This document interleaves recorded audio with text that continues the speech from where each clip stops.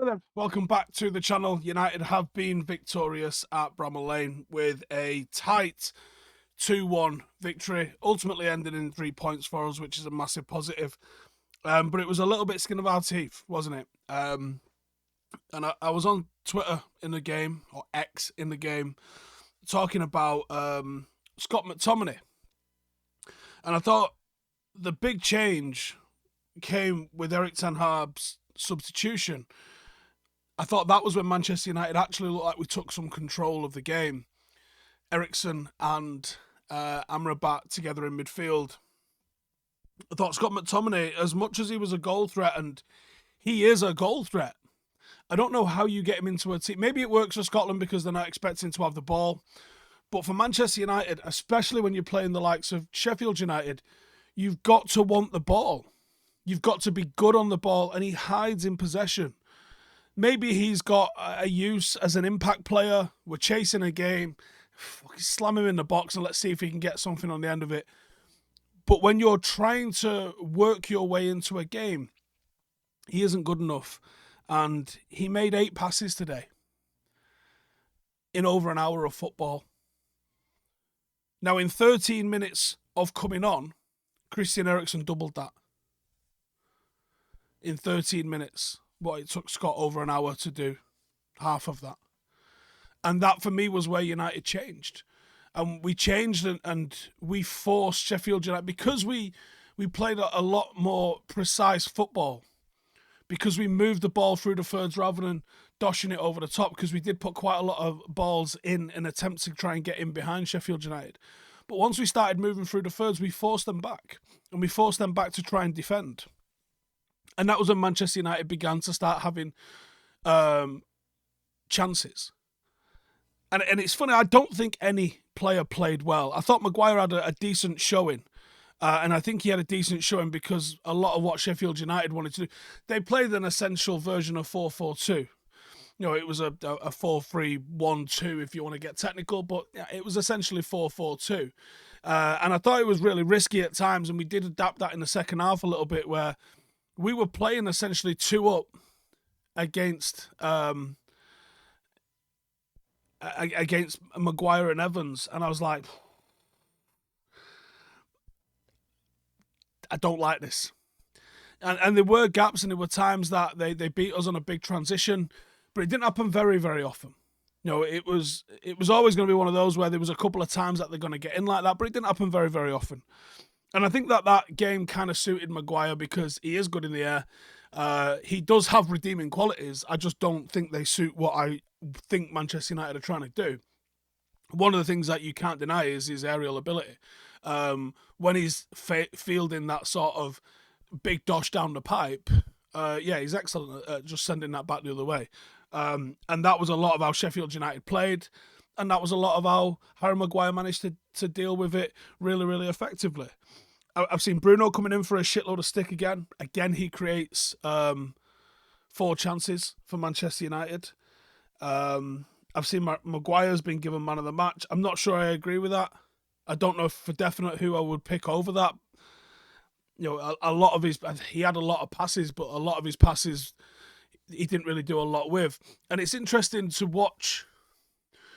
United didn't have in defence. Johnny Evans does this by passing and then moving. He does this fairly well. Lindelof is a little bit more timid with it. Maguire is just going to pass it sideways or go long.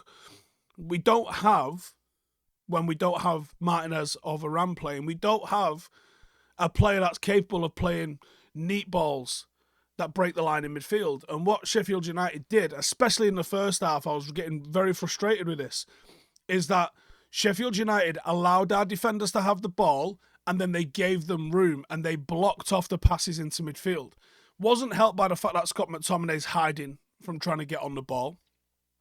They put a man directly on Amrabat so he couldn't come and get the ball, and that effectively stops United playing. Once you got 2 people that could play out, that's when it became a little bit more difficult for them to stop someone getting on the ball. But United didn't have any defenders that were incapable of breaking the lines.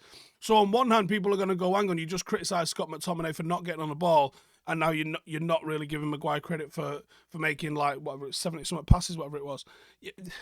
You've got to understand the nuance of what I'm saying here.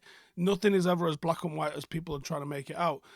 Harry Maguire did a decent job. I'm happy to say that, but there was a lack of quality in what he was doing. And you know, I'm prepared to have a discussion about that if anyone really requires one. I can show you what top level defenders were doing, and I can show you what Harry Maguire was doing. And I think it was almost like a cowardly performance in that sense, where he was playing a little bit too safe. And maybe, Joe, I'll hold my hands up. Maybe this is a player that's lacking confidence, and maybe that's a fine way to maybe get a little bit of confidence. So actually, I'll take that one. Otherwise, I thought, Joe, defensively, it was all right. Outside of that, there wasn't really anyone else on the United team that did. Like Rashford was anonymous. Bruno did create chances, but was a bit erratic in his play still. Anthony didn't really offer a great deal. Anthony looks like he's got the potential to deliver the spark for United. Højlund had a quiet game, but that was because we couldn't move the ball through the thirds. I think Anthony Martial had more involvement in the time he was on because Eriksen was able to feed him than Højlund did. Weirdly. I think it was a very quiet game for him. Anthony looks like he's got a bit of a spark and a bit of a swagger about him. He just doesn't have the ability to be able to carry it into something else. Garnacho came on, looked bright, as he would. And I think I predicted 3-1 because I didn't think we'd keep a clean sheet. I don't know what a handball is no more. It's one of those, isn't it? But I think it is absolutely essential mentioning today on the passing of Manchester United's biggest legend. I used to have, when we used to do MUFC Latest, I had my bio on the website, and it used to say Manchester United has only one legend, and his name is Sir Bobby Charlton. And the reason for that is, Sir Bobby Charlton, when he retired, was a Busby babe, which puts you in, a category that not everyone gets to claim. Munich survivor. Well, there's only 40 people on that plane, and half of them lost their lives on the plane. So there wasn't a lot of people that can say Munich survivor, much less players that actually carried on their career following that. Literally a handful. And actually, I think, I did try and look into this today, and forgive me if I've got this incorrect, but I think he was the last surviving passenger on the plane. I don't think anybody else survives from the Munich air disaster. I think he was the last one. He's got an entire team there waiting for him wherever he goes in the next life. He was a World Cup winner and a European Cup winner. And there's not a lot of people can say they've done both, much less can say that they've also won a Ballon d'Or. In fact, I would be tempted to think that there's less than 10, maybe 6, that could say that I've managed to tick all of those boxes. And when he retired, it was Manchester United's all-time leading appearances, Manchester United's all-time leading goals. I think it was 108 caps for England, might have been 112. I think it was 108. And 49 goals, which left him as England's all-time scorer as well. And this is a guy that started off as a left winger, played a little bit of time as a centre forward, but following the signing of Dennis Law, was essentially a central midfielder. So the career that he had, best player in the world during the World Cup in 1966. That was from the Germans, who obviously were defeated by England in the final. He was the one that they had to stop, and they didn't. Legend doesn't do it justice. I think the word legend is thrown around far too much in football, and it's thrown around far too much at Manchester United, which is why I used to sort of rail against it. And then when you think, do you know what, how's Brian Robson not a legend? How's Cantona not a legend? Do you know what I mean? And then I softened, and we allowed other people, or I allowed other people the title. But I think it illustrates what I was trying to say in terms of like So Bobby was Manchester United. And I retweeted something earlier, which is 2 minutes or so of Sir Bobby describing the last 2 minutes of the final in '99. A game he didn't play in, obviously. A game that he was a director of the club. Someone sitting amongst the delegates of UEFA for.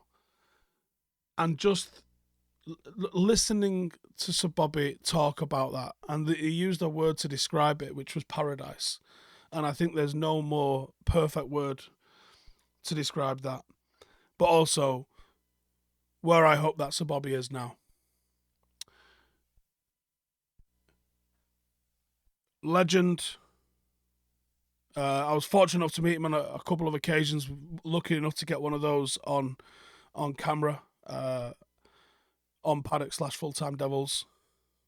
And United lost an absolute hero today, in every sense of the word. Obviously, he's going to live forever with his name on the stand, but Mr. Manchester United is what I believe he was referred to, and I think we should resurrect that title for him. Rest in peace, Sir Bobby.